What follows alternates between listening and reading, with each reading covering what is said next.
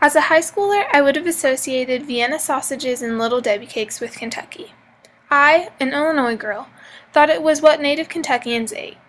In retrospect, this idea seems very peculiar, since I now live in Kentucky and haven't had a single Debbie cake or Vienna sausage.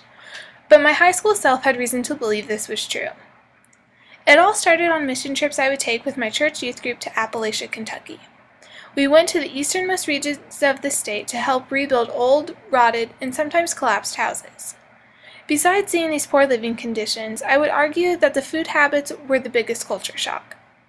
On one occasion I recall a little girl eating sausages, Vienna sausages, out of a can with a plastic fork for lunch. In the previous year, the mother of the family whose house we were trying to make livable asked if she could buy us a box of Little Debbie cakes as a thank you for our work, because it's all she could afford. Hence my previous Vienna sausages and Little Debbie cakes comment. These two seemingly random food items represented a larger trend I found in eastern Kentucky eating: processed foods. The organization we went through for our mission trip was the Appalachian Service Project, or ASP. The coordinators of the organization emphasized to the volunteer groups, like my youth group, that we should help support the local economy. This meant we had to adopt a strict no Walmart rule. Any supplies we needed were to be purchased at the local general store, and our meals reflected this. For breakfast every morning at 7:30, all of the different work crews would congregate in the school cafeteria to line up for the buffet-style breakfast.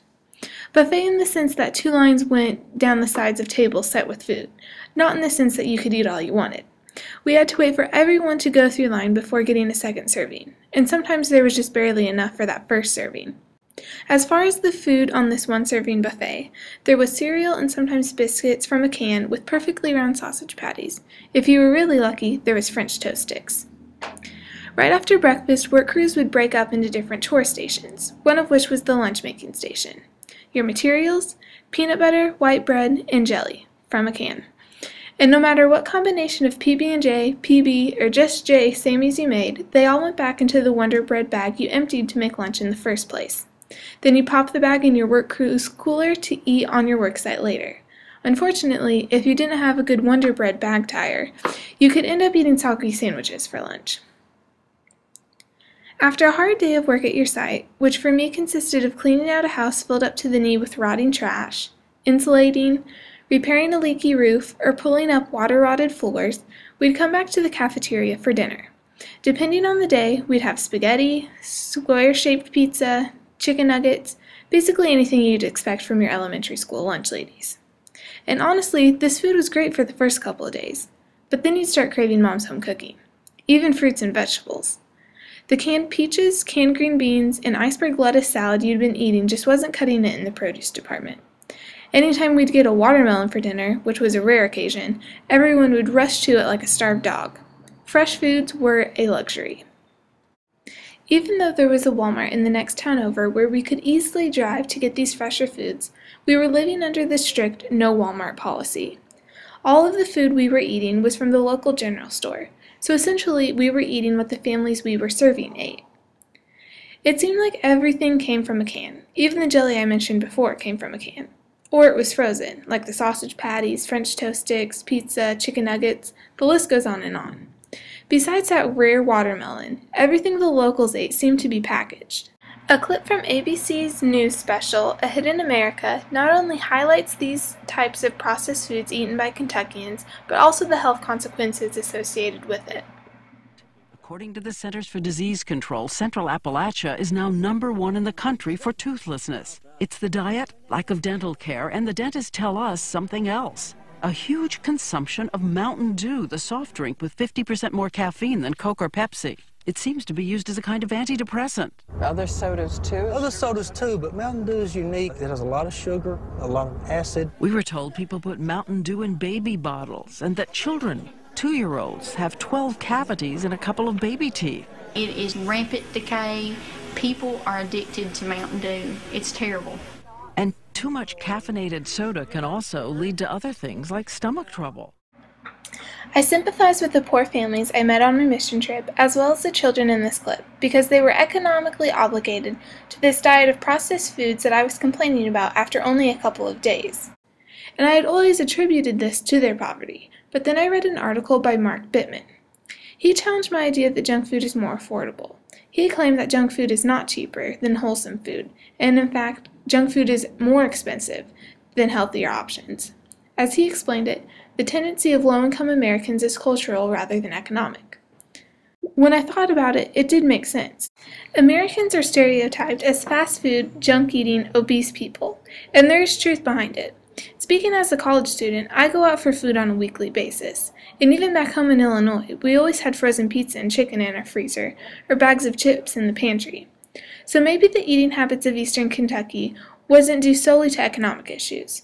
Maybe it's a reflection of the American culture. Then I asked why. We know that these foods are bad for our health, and if what Bittman stated was true, it's also more expensive.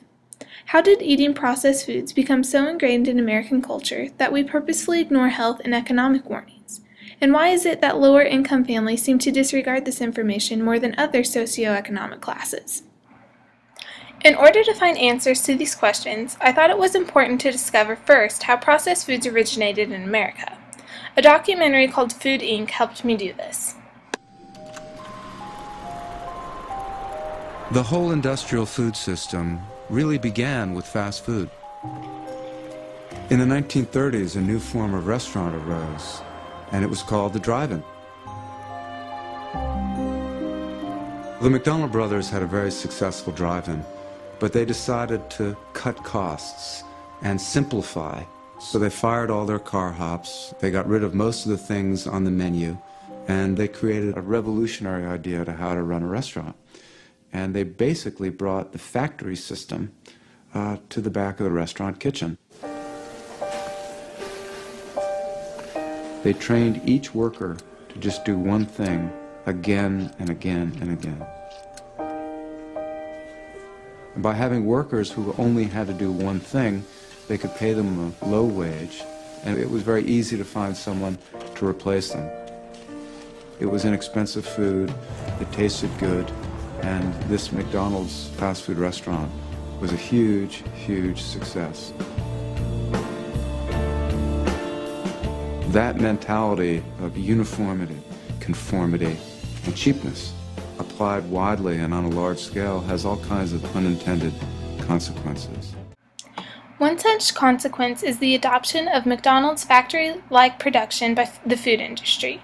Schlosser, the narrator of this clip and author of The Fast Food Nation, goes on to explain. American food production has transformed from agrarian to factory-like. Today it's all about what has the longest shelf life. What's the cheapest to produce? The answer is foods that are non-perishable, like corn and wheat products, because they can be stored away for months before they actually are made into product. This results in the junk food we eat, like chips, cookies, and soda. But let's go back to the reason why we eat these foods. Bittman said that the reason is cultural rather than economic. He made the case that healthy foods are cheaper than fast and processed foods, but another look at the Food Inc. documentary presents a different case. I want a dollar meal, 5 rodeos. 5 rodeos? Cheeseburger. Okay. 2 chicken sandwich. Anything else? 2 small drinks. And give me a large Dr. Pepper. 11.48. Thank you. First window, thank you.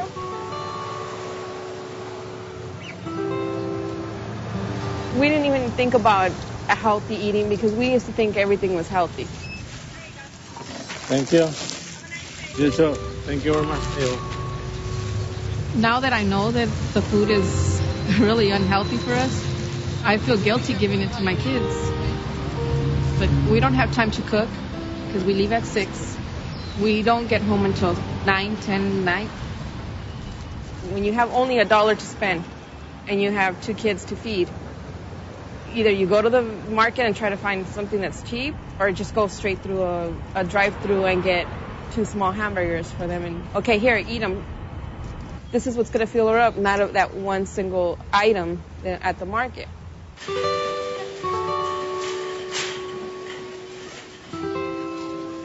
Look at the broccoli. It's too expensive, man. What did you want to eat then? First, check to see how many are there for a pound. Okay.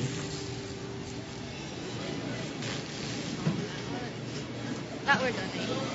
Why not? You'd only get like 2 or 3. No, come on.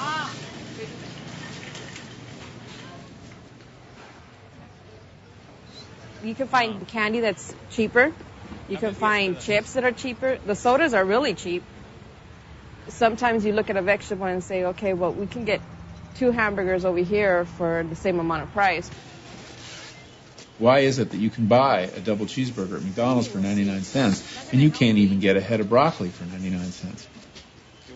We've skewed our food system to the bad calories, and it's not an accident. I mean, the reason that those calories are cheaper is because those are the ones we're heavily subsidizing. And this is directly tied to the kind of agriculture that we're practicing and the kind of farm policies we have.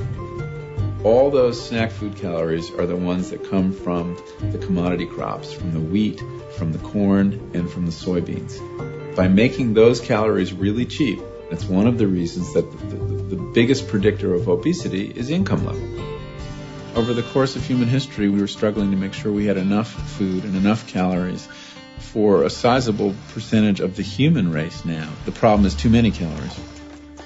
The industry blames obesity on a crisis of personal responsibility.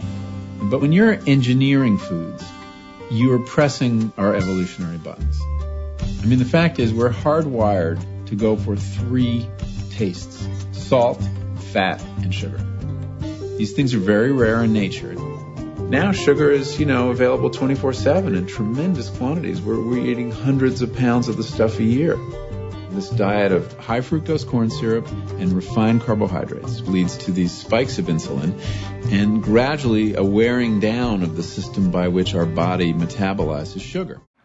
After analyzing the information in this documentary, I believe that America's processed food eating habits are driven by the food industry.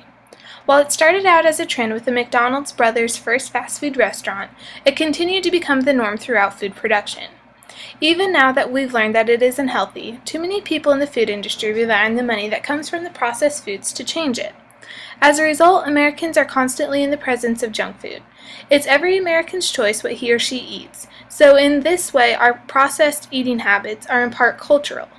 The other part of it is economics. Those in low incomes see their dollar going further with fast food and processed foods, and after watching Food Inc., I do as well. We Americans eat foods because they taste good, even though we know they're bad for us. Hypocritical though it may be, it seems to be the American way.